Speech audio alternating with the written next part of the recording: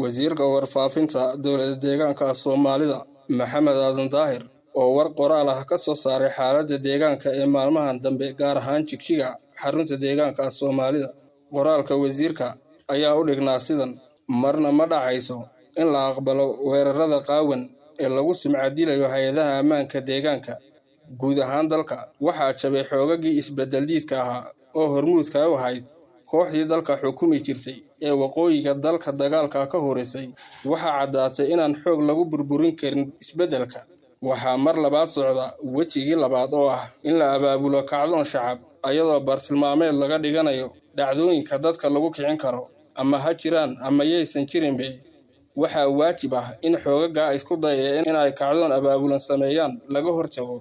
Waxaa kale oo waajib ah in hoos loo eego cabasho walba oo shacabka ka imaanaysa lana soxo goldaloolooyin walba oo laga garaabo. Dagaalka saxaafadda ee abaabulan ee ujeedadiisu tahay u xilqarinta dembiyadii shalay ceeb baa ceeb ka maydha ayadoo laga hortagayo.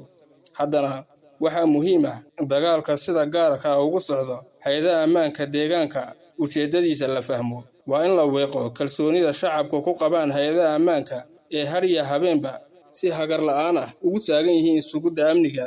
Waxaan bogaadinayaa xilkasnimada dagaalka iyo anshaxa wanaagsan ee hay'adaha ammaanka deegaanka Soomaalida.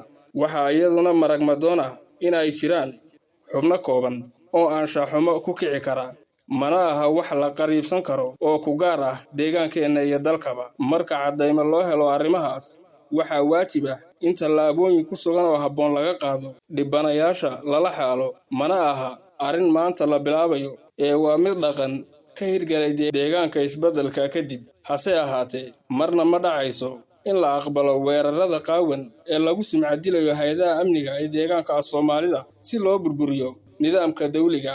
Waa khad cas arrintaasi.